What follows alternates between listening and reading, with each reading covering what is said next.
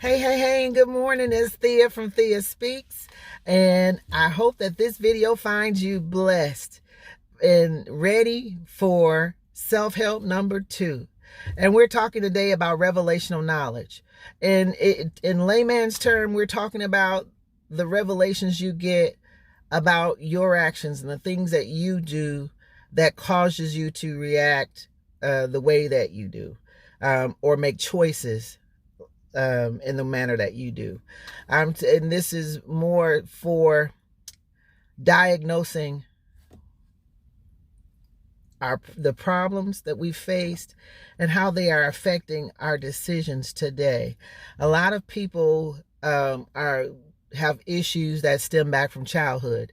I'm going to say mommy and daddy issues. They didn't get something. There was a break in the relationship, or there was some people are suffering from abandonment issues. Whatever it is. Now the issue that we run into with the revelational knowledge is that we do the wrong things with it.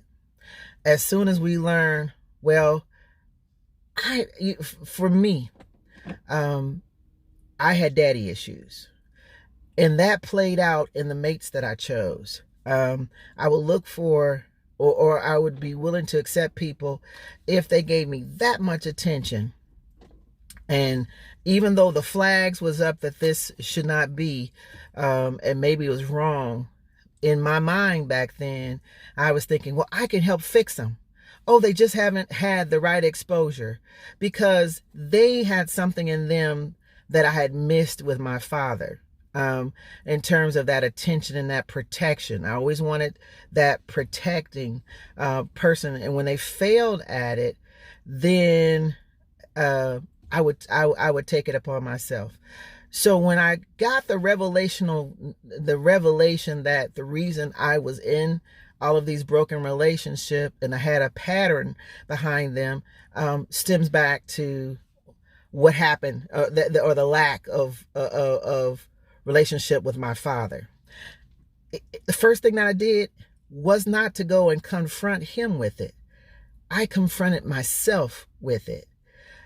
Because though I was making choices based upon that experience, my dad was not a part of that. So if he didn't drive me into those situations, why would I have to go and check him? No, your revelational knowledge is for you to check yourself, self-check.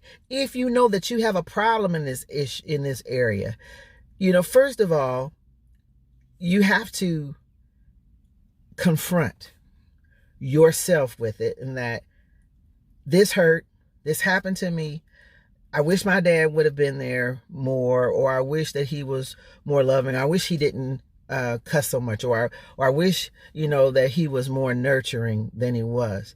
But I am an adult now, and I'm going to have to make better decisions that are not based on what happened in my past. Let my past be my past, and today be today, and deal with issues and my choices head on myself. That's why a lot of times people take the revelation, and the first thing they want to do is go and confront mom and dad about what didn't happen 50 years ago, or what didn't happen 20 years ago. But that's not your place. And 9 times out of 10, you leave that confrontation still broken. Why? Because the revelational knowledge wasn't for you to go confront that person about what they did. It was for you to confront yourself and confront your choice, and to help make you better, and to heal you and get you to a place of fullness. So where do we go from here, Althea? You still have the revelation.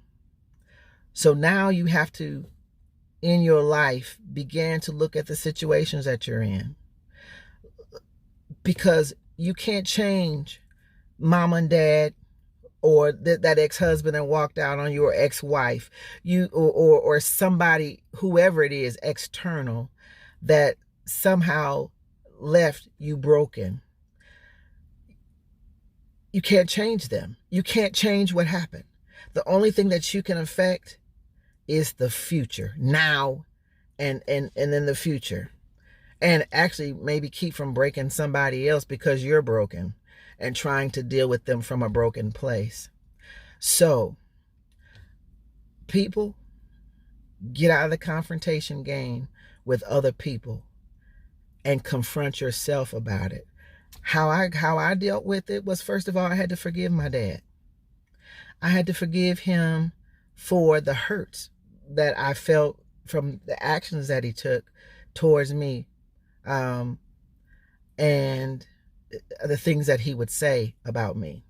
I had to forgive him, and he didn't. I didn't have to go to him and say, "Hey, I forgive you." Look, people gonna forgive you of stuff that you never knew, probably, that you hurt them, or you knew that you hurt them.